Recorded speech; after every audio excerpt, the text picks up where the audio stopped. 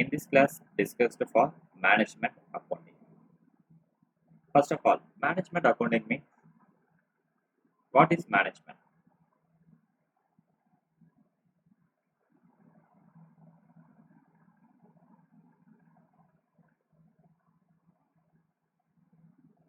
What is management and what is accounting?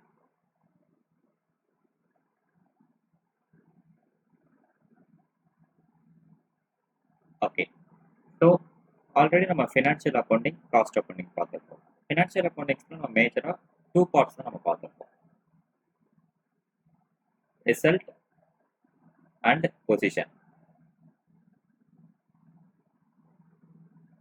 Okay, so பொசிஷன்ங்கிறது balance sheet and ரிசல்ட்டுங்கிறது trading and profit and loss. Current இதில் வந்து அவங்க எவ்வளோ ப்ராஃபிட் ஏர்ன் பண்ணியிருக்காங்கன்னு சொல்லிட்டு இதை தான் நம்ம டீல் பண்ணியிருக்கோம். இதுவே காஸ்ட் அக்கௌண்டிங்கில் as per unit or per ப்ராடக்டோட காஸ்ட் என்னன்னு சொல்லிட்டு நம்ம ஃபிக்ஸ் பண்ணணும். At the same time fix the selling price. இது ரெண்டு தான் நம்ம காஸ்ட் அக்கௌண்டிங்கில் டீல் பண்ணியிருக்கோம். Top or the management accounting. Management accounting நம்ம என்ன பண்ணுவோம்? Information for decision making.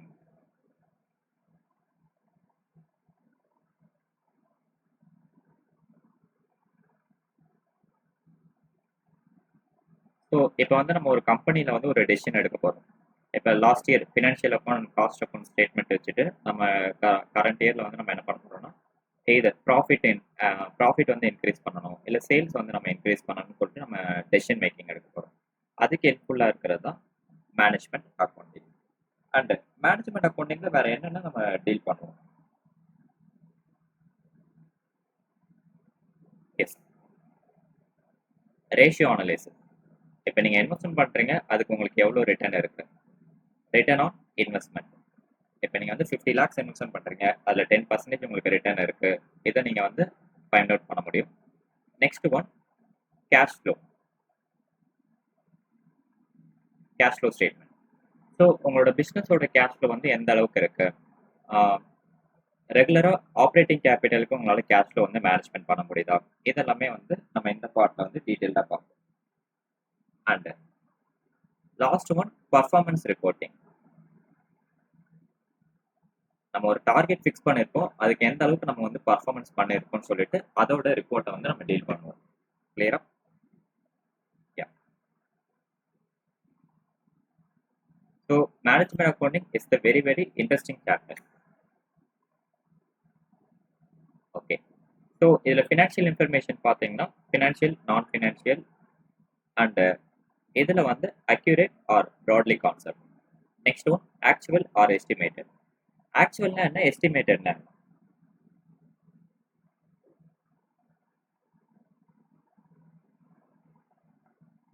Okay, so ஆக்சுவல்னா நீங்கள் லாஸ்ட் இயரில் எந்த அளவுக்கு ஆக்சுவலாக சேல்ஸ் பண்ணியிருக்கீங்களோ அது.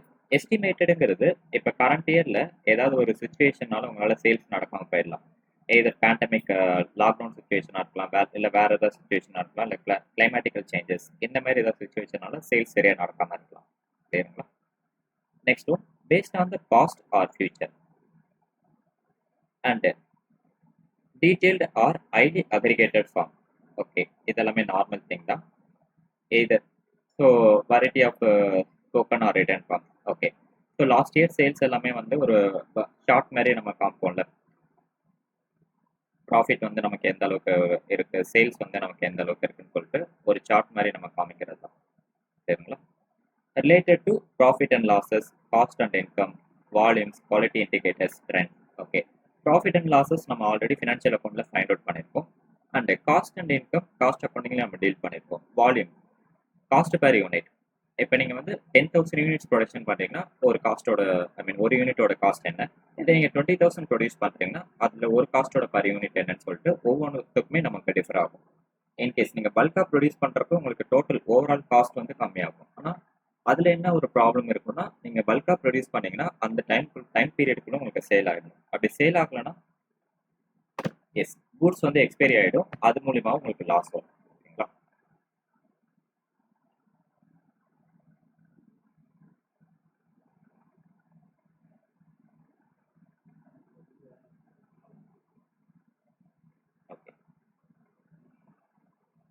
Next one, what are the difference between financial accounting and management accounting?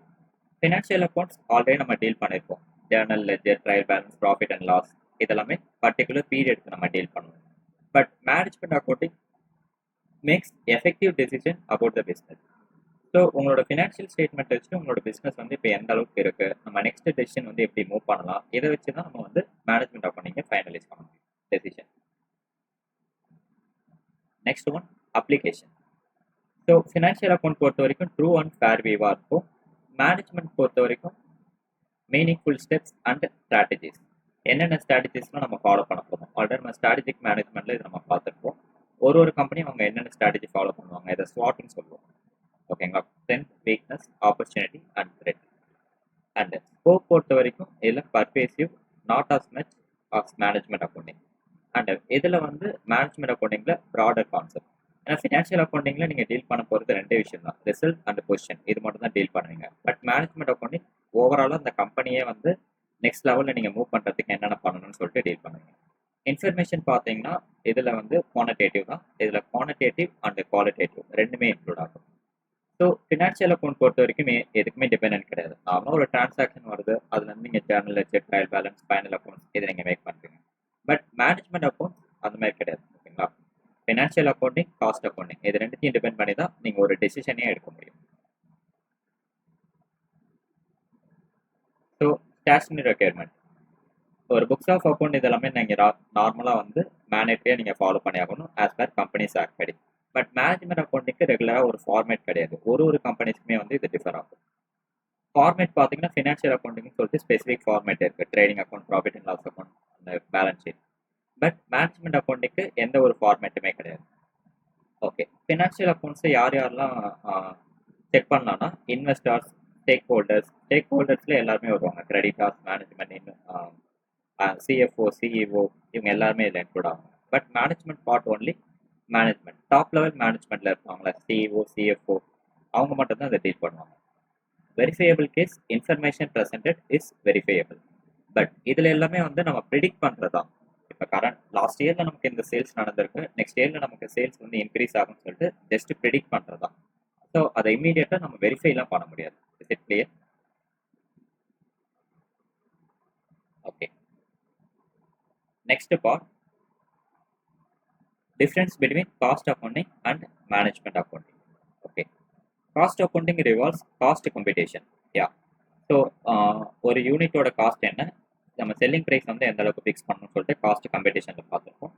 Cost control and cost reduction. Cost control means,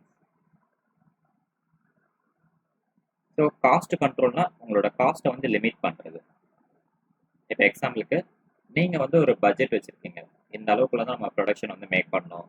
ஒரு 50,000 பட்ஜெட் வச்சுருக்கீங்க. அந்த 50,000க்குள்ளே உங்களோட எக்ஸ்பென்சஸ் எல்லாத்தையும் நீங்கள் ஸ்பெண்ட் பண்ணுறது தான் காஸ்ட் கண்ட்ரோல். காஸ்ட் ரிடக்ஷனுங்கிறது, இப்போ நீங்கள் பட்ஜெட் வந்து 50,000 வச்சுருக்கீங்க, அதுலேருந்து ஏதாவது நம்ம எக்ஸ்பென்சஸ் ரெடியூஸ் பண்ண முடியுமான்னு பார்க்குறது தான் காஸ்ட் ரிடக்ஷன்.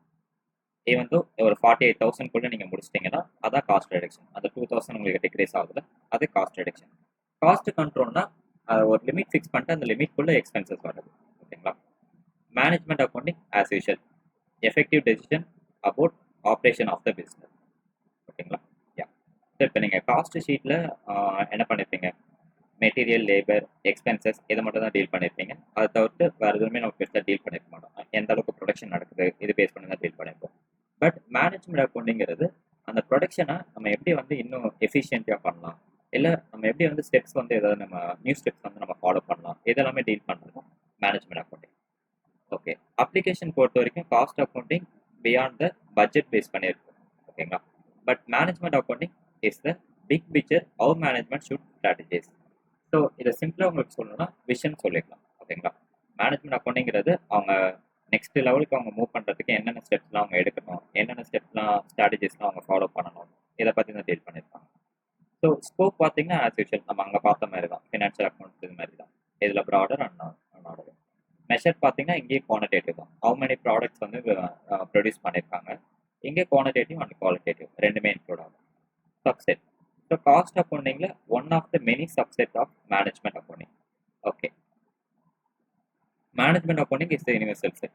காஸ்ட் அக்கௌண்டிங்கில் எது வந்து நமக்கு சப்செட்டாக இருக்குன்னா ஆல்ரெடி நம்ம பார்த்துருப்போம். மார்ஜினல் காஸ்டிங் பார்த்துருப்போம், ஸ்டாண்டர்ட் காஸ்டிங் பார்த்துருப்போம்.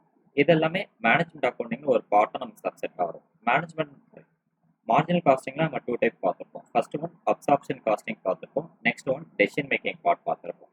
டெசிஷன் மேக்கிங்னா அந்த break even point, sales mix இதெல்லாமே பார்த்துருப்போம்ல. அது எல்லாமே மேனேஜ்மெண்ட் அக்கௌண்டிங்ல ஒரு சப்செட்டாக தான் நமக்கு இருக்கும். கிளியரா? Basis of decision making.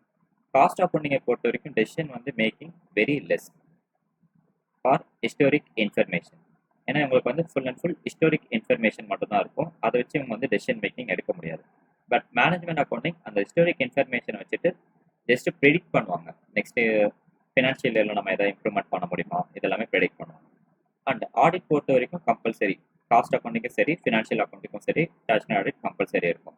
But management அக்கௌண்டிங்க்கு எந்த ஒரு ஸ்பெசிஃபிக் ஃபார்மேட்டும் இருக்காது. ஓகேங்களா? அதுதான் மெயின் பண்ணியிருக்காங்க. காஸ்ட் அக்கௌண்ட் டிபெண்டன்ட் கிடையாது, but management account both cost and financial account இருந்தால் தான் இவங்க வந்து ஒரு டெசிஷன் மேக்கிங்கை சக்ஸஸ்ஃபுல்லாக இம்ப்ளிமெண்ட் பண்ண முடியும். அண்ட் காஸ்ட் அக்கௌண்டிங் யார் யாரெல்லாம் செக் பண்ணலாம்னா management, shareholders, vendors. But management accounting only for management பார்ட்டில் இருக்கவங்க தான் டீல் பண்ண முடியும். இது clear?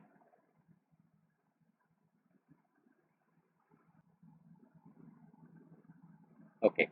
Role of management accounting in modern business world. Functions of a management accounting. Management அக்கௌண்டிங்ல 2 டைப்ஸ்.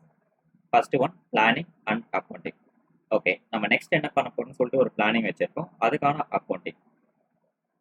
ஸோ சேல்ஸை வந்து நெக்ஸ்ட் டேல நம்ம ஃபோர்காஸ்ட் பண்ணுறதா இருக்கலாம், ப்ராஃபிட் பிளானிங்காக இருக்கலாம், production planning and allocation of resources. உங்கள்கிட்ட எந்த அளவுக்கு ரிசோர்ஸ் இருக்கோ அதை நீங்கள் எப்படிலாம் அலோகேட் பண்ணுறீங்க, அதோட கேஸ். Next one control. நீங்கள் எப்படிலாம் கண்ட்ரோல் பண்ணுறீங்க. இப்போ இன்கேஸ் நீங்கள் வந்து ஒரு வியூ வச்சிருக்கீங்க, இந்த இதில் வந்து நம்ம சேல்ஸ் இதெல்லாமே நடக்கும்னு சொல்லிட்டு, பட் நீங்கள் ரெகுலராக சூப்பர்வைஸ் பண்ணனா எம்ப்ளாயிஸ் வந்து எஃபிஷியன்சியாக ஒர்க் பண்ண மாட்டாங்க. அது மூலியமா உங்களுக்கு அன்னெசரியாக காஸ்ட் வந்து இன்க்ரீஸ் ஆகும். ஸோ அந்த ப்ராப்பர் கண்ட்ரோல் இருக்கணும். நம்ம அந்த கரெக்டான வேல தான் நம்ம போயிட்டு இருப்போமா, அதோட கண்ட்ரோல் இருக்கணும். Next one reporting. So report வந்து நம்ம யாருக்கு கொடுக்கணும், ஒன்லி ஃபார் டாப் மேனேஜ்மெண்ட். அதில் எதாவது அட்வர்ஸ் இல்லை இதில் எதாவது நம்ம கரண்ட்டாக எதாவது சேஞ்சஸ் பண்ண முடியுது இருக்கா, இல்லை ஃபேவரபிள் ஆப்ரேஷன் இந்த மாதிரி எதாவது நம்ம சேஞ்சஸ் பண்ணுறது இந்த case. Next one coordinating. So நம்ம யார் கூட கோஆர்டினேட் பண்ணணும், எஸ் ஆர்கனைசேஷன். ஓகேங்களா? ஸோ டாப் லெவல் மேனேஜ்மெண்ட்ல நம்ம டெசிஷன் எடுத்துருவாங்க, அதை வச்சுட்டு நம்ம மிடில் லெவல், லோயர் லெவலில் நம்ம கோஆர்டினேஷன் பண்ணணும். ஓகேங்களா? Next one communication. Okay, so communication வந்து நார்மலாக நம்ம சுப்பீரியர்கிட்ட டீல் பண்ணணும். அது மூலிமா ஃபினான்ஷியல் ஸ்டேட்மெண்ட் அண்ட் ரிட்டர்ன்ஸ் இது மூலிமா உங்களோட கம்பெனிஸ் வந்து சக்ஸஸ் ஆகும். இதுதான் மெயின் பண்ணுறாங்க. இப்போ டாப் லெவல் மேனேஜ்மெண்ட்டில் டெசிஷன் எடுத்துடுறாங்க, ஆனால் மிடில் லெவல், லோயர் லெவல்ட்டு அதை கிளியராக எக்ஸ்பிளைன் பண்ணலன்னா அவங்களுக்கு என்ன ஆகும், எஸ் இவங்க எடுத்த டெசிஷன் வந்து ப்ராப்பராக ஒர்க் அவுட் ஆகாமலே போயிடும். ஓகேங்களா? Next one financial evaluation and interpretation. Financial evaluation and interpretation means இப்போ நார்மலாக அக்கௌண்ட்ஸ் பொறுத்த வரைக்கும் நம்ம என்ன பண்ணுவோம், சேல்ஸ் நடந்திருக்கா, ப்ராஃபிட்டா, அதுக்கு எந்த அமௌண்ட் டேக்ஸ் கட்டணும், இதை மட்டும் தான் டீல் பண்ணுவோம். பட் ஃபினான்ஷியல் எவாலுவேஷன் அண்ட் இன்டர்பிரேஷன்ங்கிறது இப்போ ஏதாவது புதுசாக ஒரு நியூ டெக்னாலஜி நம்ம இன்ட்ரடியூஸ் பண்ணுறோமா, இல்லை ஒரு நியூ மெத்தடை நம்ம இன்ட்ரடியூஸ் பண்ணுறோமா, அது மூலிமா மார்க்கெட் ட்ரெண்டில் இப்போ கரண்டாக ட்ரெண்டில் வந்து என்னென்ன சேஞ்சஸ் நடந்திருக்கு, இது எல்லாமே செக் பண்ணுறது தான் மேனேஜ்மெண்ட் அக்கௌண்டிங். இதை தான் இங்கே மெயின் பண்ணியிருக்காங்க. Next one tax administration. Okay, next one நம்ம டேக்ஸை வந்து எப்படி வந்து ஓரளவுக்கு வந்து நம்ம லிமிட்டில் கொண்டு வரலாம், எந்தெந்த இதெல்லாமே வந்து நம்ம டேக்ஸ் வந்து கட் பண்ணலாம், இந்த இதெல்லாமே ப்ராப்பராக நம்ம வந்து தெரிஞ்சு வச்சிருக்கணும். இப்போ ஜிஎஸ்டினா நம்ம ரெகுலராக மந்த்லி டியூ டேட்குள்ளே நம்ம ஃபைல் பண்ணியிருக்கணும். பெனால்ட்டி இந்த இஷ்யூஸ் எதுவுமே வராமல் இருக்கணும். ப்ராப்பராக எக்ஸ்பென்சஸ்னால் அதுக்கான இன்வாய்ஸ் ரிப்போர்ட் வந்து ப்ராப்பராக இருக்கணும். இந்த கேஸுமே டேக்ஸ் அட்மினிஸ்ட்ரேஷனில் இருக்கணும். Next one evaluation of external effect. External எஃபெக்ட்னா இப்போ இன்கேஸ் கவர்மெண்ட் பாலிசி ஏதாவது சேஞ்ச் பண்ணுறாங்க, இல்லை ஓல்டு ரூல்ஸை வந்து இப்போ புதுசாக மாற்றுறாங்க, எக்ஸிஸ்டிங் லாஸை வந்து சேஞ்ச் பண்ணுறாங்க, இது மூலிமா நம்மளோட பிஸ்னஸ் வந்து எதாவது அஃபெக்ட் ஆகுதா, எந்த இதுவுமே வந்து நம்ம செக் பண்ணணும். இப்போ சம்டைம்ஸ் வந்து எதாவது கவர்மெண்ட் வந்து ஒரு ப்ராடக்ட்ஸ் எதாவது பேன் பண்ணுறாங்க, பிளாஸ்டிக் பேன் பண்ணுறப்போ பிளாஸ்டிக் இண்டஸ்ட்ரி டோட்டலாக வந்து டவுன் ஆயிருக்கும். ஓகேங்களா? அதேமாதிரி இப்போ வந்து ரீசெண்டாக பார்த்தீங்கன்னா இந்த எம்எஸ் ஆஃபீஸில் வந்து இப்போ ரீசெண்டாக ஒரு ப்ராப்ளம்ஸ் வந்தது. ஸோ அதுவுமே பார்த்தீங்கன்னா டோட்டலாக இந்த எம்என்சி கம்பெனிஸ் இதெல்லாமே வந்து ஓவராலாக வந்து அஃபெக்ட் ஆயிருக்கு. ஓகேங்களா? ஸோ இந்த மாதிரி எக்ஸ்டர்னல் எஃபெக்ட்னாலையும் உங்களோட பிஸ்னஸ் வந்து சம்டைம்ஸ் அஃபெக்ட் ஆகலாம். நிறைய ஏர்போர்ட்ஸ்லையுமே பார்த்தீங்கன்னா அவங்க ஹேண்ட் ரிட்டனாக தான் வந்து அந்த போர்ட்லேயே வந்து எழுதி கொடுத்துருக்காங்க டிக்கெட்லேயே. ஓகேங்களா? Next one economic appraisal. Economic appraisal means as inflation. இப்போ நீங்கள் ஒன் டைம் ஒரு ப்ராடக்ட் வாங்குறீங்க, நெக்ஸ்ட் டைம் அதே ப்ராடக்ட் வாங்குறப்போ காஸ்ட் வந்து இன்க்ரீஸ் ஆகிருக்கும். இப்போ கரண்ட்டாக பார்த்தீங்கன்னா இந்த டெலிகாம் இண்டஸ்ட்ரி, ஓகேங்களா. ஸோ ரீசார்ஜ் பேக் வந்து இன்க்ரீஸ் ஆயிருக்கு, அதே மாதிரி இபி காஸ்ட்டும் இன்க்ரீஸ் ஆயிருக்கு. ஸோ எந்த இன்ஃப்ளேஷனும் உங்களுக்கு வந்து பிஸ்னஸில் அஃபெக்ட் ஆகலாம்.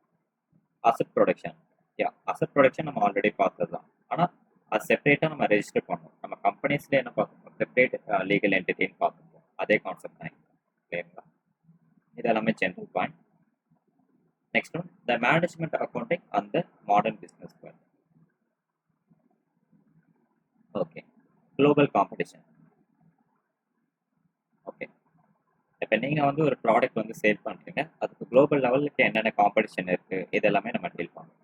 இப்போ கம்ப்யூட்டர் லேப்டாப்லாம் எடுத்துக்கிட்டிங்கன்னா உங்களுக்கு குளோபல் லெவலில் காம்படிஷன் இருக்குது. அதே மாதிரி நீங்கள் என்னென்ன ப்ராடக்ட் இருக்கீங்களோ அதுக்கான எஃபிஷியன்ட் இதெல்லாமே டிரான்ஸ்போர்ட்டேஷன், கம்யூனிகேஷன்ஸ் இதெல்லாமே ப்ராப்பராக டீல் பண்ணணும்.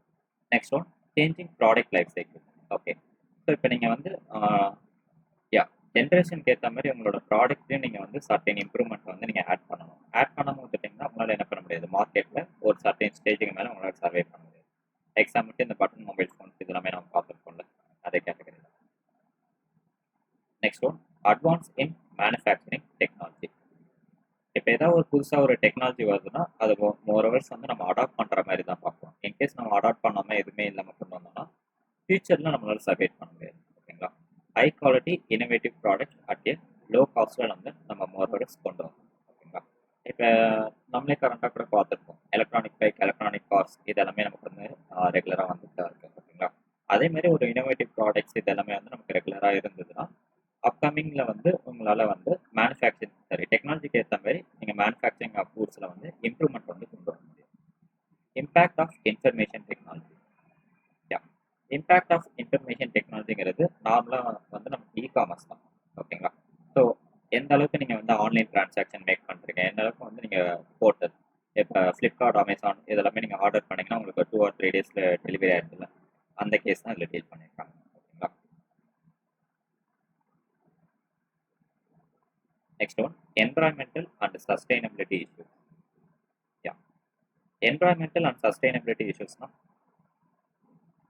ஸோ இப்போ கம்பெனிஸ் ப்ராடக்ட்னு பார்த்தீங்கன்னா lot of products, lot of things எல்லாமே நமக்கு வந்திருக்கு. பட் ஒரு சர்டைன் ஸ்டேஜுக்கு மேலே நமக்கு என்ன ஆகிடுது அது எல்லாமே நிறைய கம்பெனிஸ் வந்து சஸ்டெயின் ஆகாமல் க்ளோஸ் பண்ணிகிட்டே போயிருக்காங்க, ஓகேங்களா. நிறைய இந்த ஹோட்டல் இண்டஸ்ட்ரியாக இருக்கலாம், இல்லை நிறைய இந்த ஆட்டோமொபைல் இண்டஸ்ட்ரி இதெல்லாமே வந்து சம்டைம்ஸில் வந்து டவுன் ஆகுது. இப்போ ஓலா யூபர்லாம் வந்த டைம்லேயே பார்த்தீங்கன்னா ஆட்டோமொபைல் இண்டஸ்ட்ரிலாம் ரொம்ப டவுனில் இருந்தது, ஓகேங்களா. ஸோ அந்த என்விரான்மெண்டல் சஸ்டைனபிலிட்டி இஷ்யூஸ் இதுவுமே வந்து நீங்கள் ரெகுலராக ஃபாலோ பண்ணிட்டு இருக்கணும். Next one, deregulation and privatisation. Okay, so some industry sector பொறுத்த வரைக்கும் அவங்க வந்து மோனோபாலியாக இருக்காங்க. மோனோபாலியாக இருக்கிறதுனால என்ன ப்ராப்ளம் ஆகும்னா காம்படிஷன்ஸ் வந்து நடக்காமல் போயிடும், ஓகேங்களா. Chain of link. ஓகே, இப்போ எக்ஸாம்பிளுக்கு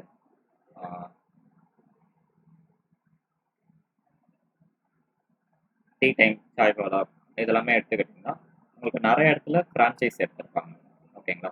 ஸோ இதனால உங்களுக்கு என்ன ஆகுது, நிறைய இந்த small scale industry or small vendors, இப்போ இந்த tea time, chaiwala, tea world இந்த இதெல்லாம் வந்ததுக்கப்புறம் மோஸ்ட் ஆஃப் ஆல் நிறைய இடத்துல எல்லாருமே டீ டைம் இதுதான் வந்து ப்ரிஃபரன்ஸ் பண்ணுறோம். இதனால ஸ்மால் வெண்டார்ஸ் இப்போ நார்மலாக ஒரு டீ ஷாப்ஸ் வச்சிருக்கவங்களோட பிஸ்னஸ் வந்து என்ன ஆகுது, அடி வாங்குது. இதை தான் வந்து இங்கே வந்து ஒரு மோனோபாலியா கிரியேட் பண்ணுறாங்க, கிளியருங்களா. Next one, focus on value creation.